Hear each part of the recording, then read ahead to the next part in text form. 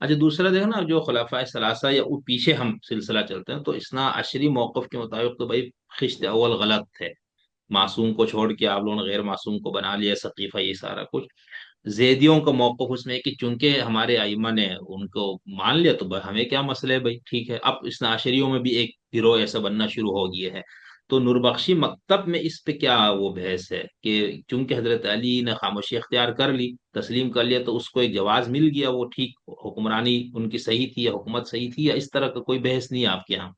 مطلب ہم اس کو یوں صرف علمی اس میں بات کر رہے ہیں، ہم کسی کی تنقیص نہیں کر رہے یا کسی کی ہم توہین نعوذ باللہ نہیں کریں گے، ظاہر سی بات ہے۔ اچھا مزے کی بات میں آپ کو بتا دوں پہلے، جب میں نے آپ جی کے شروع میں کچھ کلپ دیکھے تھے نا، جب میں اس وقت شاید میں ایران میں تھا، ایک دو کلپ آپ کا میں نے دیکھا، تو میں ابھی جس آپ نے نہیں کہا کہ شیعوں میں بھی ایک گروہ ایسا بننا شروع ہوا ہے بول کے، تو میں نے بھی سوچا تھا آپ اس گروہ کا کوئی ترجمان ہے کیونکہ میں نے آپ کا جو سب سے پہلا جو کلپ دیکھا تھا نا، جو پہلی ویڈیو جو دیکھی تھی، وہ مرحوم شرف الدین کے ساتھ دیکھی تھی، تو اچھا اچھا ہاں آپ اس کو بڑا آپ اس کو بڑا اپریشیٹ بھی کر رہے تھے، تو میں نے جی سوچا تھا پھر آپ شرف الدین مرحوم کے کوئی یعنی ترجمان ہے، یا مثلا میں نے فیس بک پہ آپ کا کوئی کلپ دیکھا تھا، آپ چینل نہیں دیکھا تھا آپ کو اس وقت، تو میں نے سوچا تھا آپ ان کے طرف سے، ظاہری بات ہے وہ عمر کے آخری حصے میں پہنچ چکے تھے، وہ جیسے کہ آپ بہتر جانتے ہیں، وہ آپ کے ویڈیو سے بھی لگ رہے وہ کافی ان کے کان بھی بھاری ہو چکے تھے، وہ نہیں سن پاتے تھے، بولنا بھی مشکل سے بول پا رہے تھے نہ، جس طرح ہم بیٹھے اس طرح بیٹھ بھی نہیں سکتے تھے، لیٹے ہوئے انٹرویو دیکھ رہے تھے تو بس صحیح۔ دے رہے تھے، تو میں نے سوچا تھا پھر ظاہری بات ہے ان کے وکالت کرتے ہوئے آپ اپنا نقطۂ نظر لوگوں تک پہنچا رہے، کیونکہ میں آیت اللہ حسنین شعبانی سے مل چکا تھا قم میں، ہاں میں نے بہت کوشش کی تھی تو لیکن میری ملاقات نہیں ہو سکی نہیں، لیکن وہ آخری شعبانی عمر میں صاحب بھی سے۔ ان کے بھی یہی حال تھا، ہاں جی ان کا بھی مجھے یہی یہی حال تھا، بتائے۔ ان کا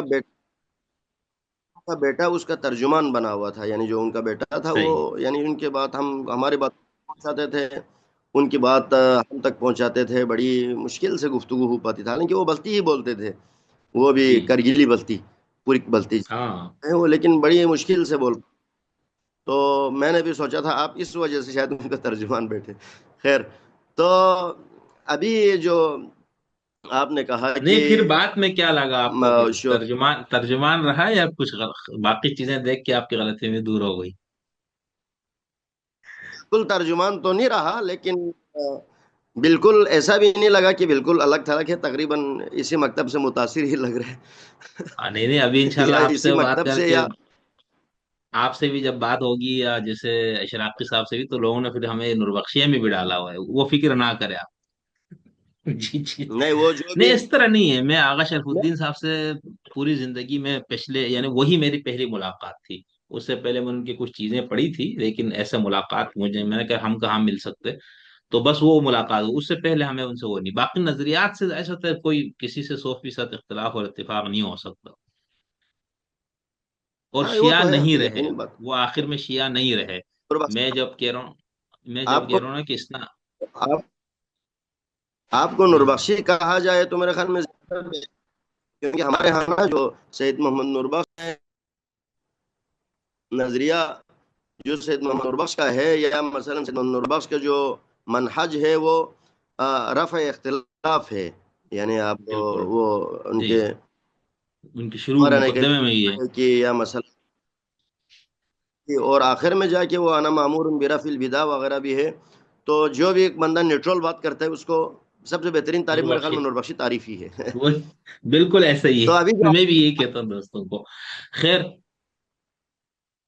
سوال ابھی کی میں طرف آتا ہوں کہ جی جی جی خلفاء کے حوالے ہے، خلفاء راشدین کے حوالے سے، اس حوالے سے ہمارا نظریہ شاید آپ پہلے بھی کہیں پڑھ چکے ہوں، نہیں تو آپ کے ناظرین کے عرض کرو، ہمارا کلیئر ہے، ہم مکتب امامت کے ماننے والے ہیں، اس پہ شیخ محسن صاحب سے آپ کی گفتگو بھی ہو چکی ہوگی، ہم مکتب امامت کے ماننے والے ہیں، یعنی جو پیغمبر کے بعد جو دو سکول آف تھاٹ ہے، مکتب امامت اور مکتب خلافت، میر سید محمد نوربخش مکتب امامت پہ اعتقاد رکھنے کو واجب قرار دیتے ہیں، وہ یجب ان تعتقد ان الامامہ کے عنوان سے آپ نے کتاب الاتقان میں بحث بھی پڑھی ہوگی، ٹھیک ہے، اس میں ہماری کوئی دو رائے نہیں ہے، ٹھیک ہے اور یہ کلیئر ہونا چاہیے، باقی ہمارے جو اہل سنت یا جو دیگر جو مکتب خلفاء کو ماننے والے، ان کا احترام اپنی جگہ، ان کا عقیدہ ان کے لیے قابل احترام ہے، اور ہمارے لیے بھی قابل احترام ہے، ہم ان کے عقیدے کے 100% احترام کرتے ہیں. لیکن یہ حقیقت ہے کہ ہمارا نظریہ جو ہے مکتب خلافت نہیں ہے، ہم مکتب امامت کے ماننے والے ہیں. خیر یہ ابھی ہمارے ٹاپک ہی ہے، اور بحث بھی لمبی ہوتی جا رہی ہے، میں اس پہ اس لیے انشاءاللہ میں اس پہ الگ تفصیلی مستقل آپ گفتگو سے نہیں کروں. پروگرام کروں نہیں کرے ابھی میرے خیال سے اس کو یہاں چھوڑ دیتے ہیں. ہم اس کو جب آپ سے ان موضوعات پہ گفتگو کریں گے تو میں صرف اس میں امام حسین کو سمجھنے کے لیے کر رہا ہوں نا، کہ امام علی سے لے کر امام حسین تک جو ہمارے پاس دو ائمہ معصومین ہے موجود، مولا کائنات خود اور امام حسن، ان دونوں نے کوئی قیام نہیں کیا اس طرح سے اس معنوں میں. ٹھیک ہے، امیر معاویہ اور حضرت علی کے درمیان جو لڑائی تھی وہ قیام نہیں تھا، وہ تو معاویہ نے خروج کر لیا تھا ایک حاکم خلیفہ حقیقی کے صاحب خلاف. تو اس خلیفہ نے اس کے خلاف جنگ کی، وہ الگ کیس ہے. اچھا، پھر ہم جب یہ دیکھتے امام علی مقام امام حسین کے بعد بھی کسی امام نے قیام نہیں کیا، تو پھر صرف امام کو کیا ایسا تھا جس کے لیے ان کو یہ کرنا پڑا نا؟ یہ میرا اصل میں نے جو بات کرنی تھی وہ یہاں کرنی تھی، لیکن اس سے پہلے مجھے یہ طالب علم کے طور پر لگ رہا تھا کہ وہ تھوڑا سا اصولی سی بحث زیر بحث ہو جائے. تو امام سے پہلے بھی کسی نے میں نہیں کیا، اور امام کے بعد تو یزید سے تو کوئی برے ہی حکمران آئے ہوں گے نا، کوئی یزید سے اچھا تو نہیں آیا ہوگا. یہ ہمارا جو موضوع گفتگو ہے وہ کربلا اور نوربخشیت کے حوالے سے ہیں. تو ہماری بحث بھی یعنی ایک دو ہم میں خود بھی ایک طالب علم ہوں، اور اس طرح گفتگو کا عادی بھی ہوں. آپ خود خیر ماشاءاللہ سے اس کے متخصص ہے، تو یہ اس بحث کو الکلام یجور الکلام ہو رہا ہے میرے خیال میں نا. تو یہ بحث تھوڑی سی کچھ زیادہ ٹھیک، ہی لمبی ہو اچھا جائے چلے. گی. ملنے کا خواہش مند ہوں، اور میرا تخصص جو ہے یہ ایک تو ہے نا جو آپ نے یونیورسٹی میں جس کے اوپر ڈگری کی ہے. میری میں نے ابھی پہلے کہا میں نے ماسٹر ادیان و مذاہب میں کیا، میں نے ایم فل تاریخ اہل بیت میں کیا.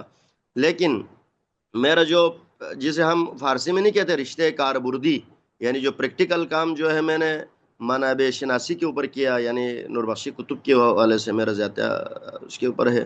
تو اس پہ انشاءاللہ کسی دن کراچی میں جب ہم پہنچیں گے نا، تو زوم کے بجائے ہم بیٹھ کے اس پہ آپ سے انشاءاللہ آپ کے پاس ٹائم ہو تو ہم تفصیل سے مختلف ٹاپک پہ 2-3 ریکارڈنگ آپ کے ساتھ کریں گے. یا وہ ہو سکتا ہے ہم اس سے پہلے آپ کے پاس ہی پہنچ جائیں. بہت اچھا ہے یہ تو. چلے، جو پہلے ہو گیا. نہیں میں اصل میں آپ سوری آپ کو یہ لگا کہ بات دوسری طرف نکلی، وہ اس کی وجہ یہ ہے نا کہ جب میں خود بھی اس پہ تحقیق کر رہا ہوں قیام پہ، اور ریسرچ کا میرا کام ہے، اور اس پہ میں نے کوشش کی سب کو جمع کی بہت ساری چیزیں. تو اس کے اندر ہر جو آپ تعبیر بتاتے کہ امام نے حکومت اسلامی کے لیے کیا، امام نے شریف فریضے کی تکلیف کی ادائیگی کے لیے کیا، فسخ بنو امیہ کے لیے کیا، مقدر تھا، اس میں سے ہر ایک پہ ظاہر سی بات ہے اعتراضات ہیں. اب ایک بندہ تو یہ کہے گا نا بھائی میں ایسا قرآن کو ماننے والا بندہ کہ قرآن پہ اعتراض ہے، میں کوئی اعتراض بات میں، ہم تو قرآن کو فیصل مانتے ہیں. اسی طرح کوئی بندہ شیعہ عصمت امام کو ماننے والے تو اس کو عقیدے کے طور پر تو وہ کہے گا بھائی امام کے قدم پہ کیسے اعتراض، لیکن بہرحال اس کا مخالف اعتراض کرے گا تو اس کو عقلی یا عصری یا کیا کہنا چاہیے جواب تو اس کو دینا ہے نا. تو اس وجہ سے میں اس طرف جا رہا تھا. اچھا چلے ہم اس موضوع کو اب سمیٹتے ہیں. تو ایک تو یہ آپ نے کتاب کا ذکر کیا نوربخشی مکتب میں یہ ہے، اور اہداف پہ آپ نے فرمایا کہ اس کتاب میں ذکر نہیں ہے. تو ہم یوں بھی کہہ سکتے ہیں کہ نوربخشی مکتب کے اندر امام حسین کے قیام کے اہداف سے متعلق کوئی متفقہ نہیں ہے. یعنی ہو سکتا ہے بشار صاحب اپنی تحقیق کے مطابق کوئی نتیجہ بتا دے، آغا ہمارے جو علامہ اشراقی صاحب اپنی تحقیق کے مطابق وہ کوئی ہدف کو مطابق، تو یہ کوئی مسئلے کی بات نہیں ہے. ایسا ہی نہیں ہے نا؟ جی، ٹھیک. بالکل ایسے ہی. ٹھیک.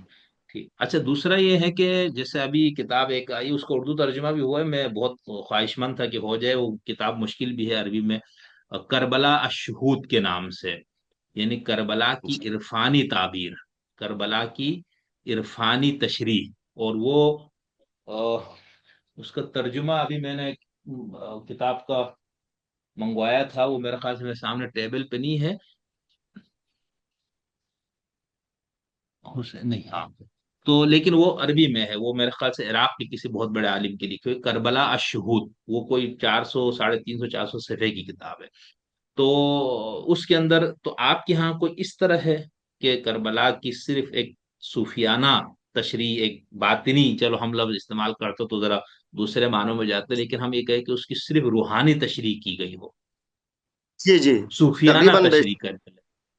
تقریباً بیشتر یہی ہے. اور ہمارے بزرگان میں سے جو خود سید محمد نور بخش ہے، ان کے حوالے سے مشہور بھی یہی ہے کہ وہ کربلا کے غم کی وجہ سے یا ان کے سکھ کی وجہ سے وہ ہمیشہ سیاپوش رہتے تھے، یا مثلاً وہ ہمیشہ کتابوں میں کے مطابق وہ ہمیشہ غم زدہ رہتے تھے، اور اپنے باتوں میں بھی جہاں پہ اولیاء کاملین کی تذکرہ کرتے ہیں وہاں پہ شہادت امام حسین علیہ السلام کا تذکرہ کرتے ہیں. ایسا ہی ہے. صحیح. اب ہاں یہ کتاب ہے، ہاں، 336 صفحے پر مشتمل، کربلا الشہود کے نام سے. اور ہاں اس کا محاضرات لآیت اللہ العارف الربانی السید احمد النجفی دام ذلہ. اور انہوں نے یہ شہر محرم میں کچھ ان کے لیکچرز ہے جس کو بعد میں جمع کیا گیا. اس کا اردو ترجمہ بھی ایک ہمارے دوست ہے عبداللہ الامامی صاحب، انہوں نے شاید اپنے ادارے، نہیں، اطرتی صاحب نے غالباً اس کو شائع کیا، عبداللہ اطرتی صاحب نے. تو وہ یہ ایک اس کی کربلا کی روحانی کہیں یا اس کی ایک صوفیانہ یا عرفانی تشریح ہے، جس کے اندر پھر وہ چیزیں اس طرح سے نہیں آتی جو ہمارے پولیٹیکل پہلو سے، انقلابی پہلو سے، اس طرح سے. ٹھیک. اچھا، ہمارے یہاں بھی دوسرا. تقریباً جی جی. جی، بزرگان تصوف اکثر کا تقریباً خیال یہی ہے. یہی ہے نا، بالکل ٹھیک.